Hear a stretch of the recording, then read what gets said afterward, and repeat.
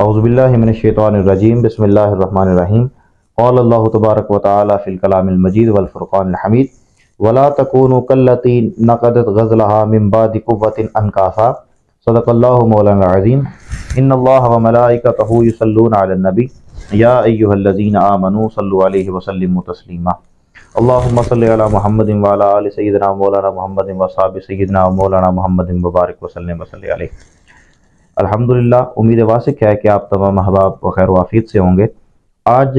بندہ ناچیز آپ احباب کی خدمت میں ایک انتہائی اہم موضوع کی طرف آپ کی توجہ مبذول کروانے کے لیے حاضر خدمت ہے۔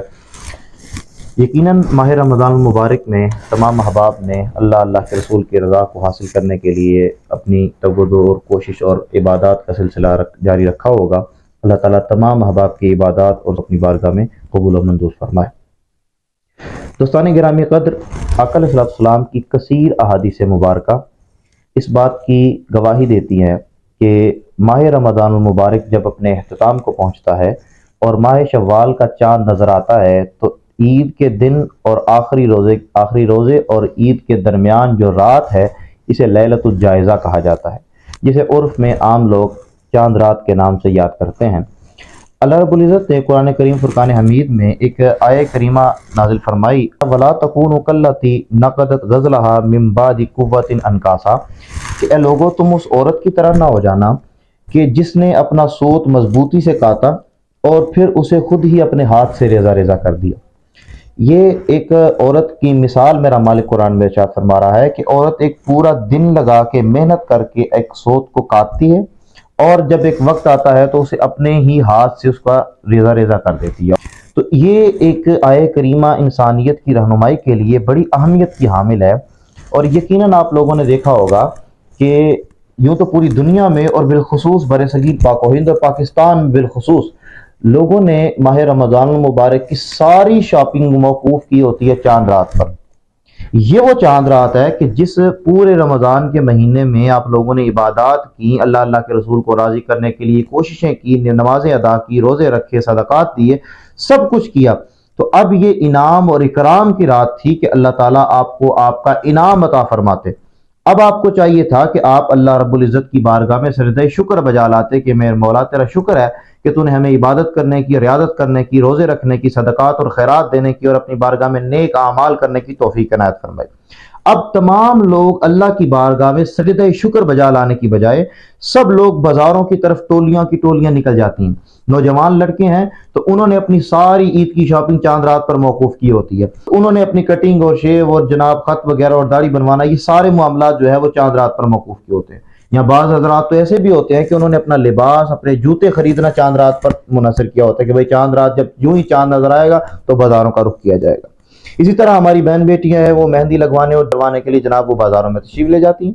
جبکہ آقا علیہ السلام کی کثیر احادیث مبارکہ میں اس رات کی اتنی فضیلت بیان ہوئی ہے کہ اگر ان کو میں ایک ایک کر کے بیان کرنے لگ جاؤں تو یقیناً اس کے لیے کافی وقت درکار ہے، لیکن میں آپ احباب کے سامنے سنن ابن ماجہ شریف میں حدیث کا نمبر ہے 1848 اور باب ہے فی من قام فی لیلۃ العیدین۔ اس میں آقا علیہ السلام نے ارشاد فرمایا، حضرت ابو امامہ رضی اللہ تعالیٰ عنہ سے روایت ہے کہ آقا علیہ السلام نے ارشاد فرمایا کہ جو آدمی عیدین کی راتوں میں، یعنی عید الفطر اور عید الاضحیٰ، دونوں عیدوں کی راتوں جن کو آپ چاند رات سے تعبیر کرتے ہیں، چاند رات سے نام سے یاد کرتے ہیں، اور حدیث مبارکہ میں عید الفطر سے ما قبل رات کو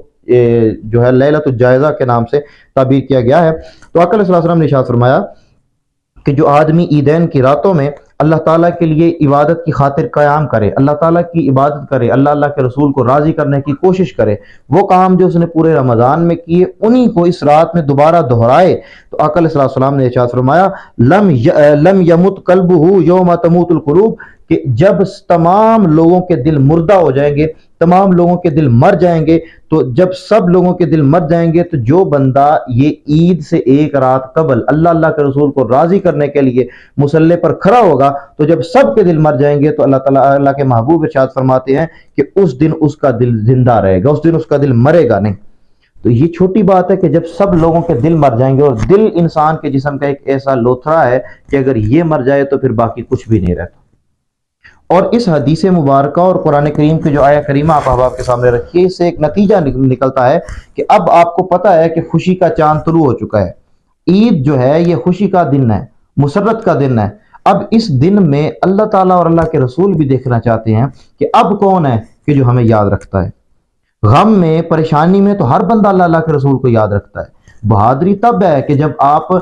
خوشی کے موقع پر بھی اللہ اور اللہ کے رسول کو یاد رکھیں، اور اہل اللہ کا یہی طریقہ ہے۔ حضرت عمر رضی اللہ تعالیٰ عنہ، آپ سے عید الفطر کا دن تھا اور آپ زارو قطار روئے جا رہے تھے، تو کسی نے عرض کیا کہ یا امیر المؤمنین کہ آپ کیوں رو رہے ہیں؟ تو آپ نے فرمایا کہ میں اس لیے رو رہا ہوں کہ تم لوگ تو کہہ رہے ہو کہ یہ عید کا دن ہے، یہ بڑی خوشی کا دن ہے، تو یقیناً یہ عید کا دن ہے، لیکن اگر عمر کی عبادات کو اللہ کی بارگاہ میں قبول نہ ہوئی اور اللہ تعالیٰ نے اس کی عبادات کو رد کر دیا تو مجھے بتاؤ یہ کیسی عید ہے؟ یہ عید نہیں، الٹا وعید ہے۔ تو گویا کسی کو یہ گارنٹی نہیں کہ ہماری عبادات قبول ہوئی یا نہیں ہوئی، اور جب یہ گارنٹی نہیں تو پھر ہم چاند رات کو بازاروں میں آ کر ٹھٹھا مذاق کر کے اور سارے بازاروں کا ماحول خراب کر دیتے ہیں۔ تو میرے بھائیوں، جو آپ نے رمضان میں، جو آپ نے رمضان المبارک میں عبادات کی ہیں، روزے رکھے ہیں، صدقات اور خیرات کی ہیں، یا جو بھی نیک اعمال کی ہیں، آج کی رات، یہ جو رات آ رہی ہے چاند رات کی رات، یہ ان تمام عبادات کا انعام حاصل کرنے کی رات ہے۔ تو لہذا اس کو بازاروں میں گزارنے کی بجائے اللہ کے رسول کی بارگاہ میں حاضر ہو کے گزاریں، اللہ کی بارگاہ میں سجدہ کریں، آقا علیہ السلام کی بارگاہ میں درود و سلام کا نذرانہ پیش کریں، تاکہ اللہ تعالیٰ ہمیں آئندہ بھی رمضان المبارک کے بعد بھی یہ رمضان کے فیضان سے فیضیاب ہونے کی توفیق عطا فرمائے۔ جزاک اللہ۔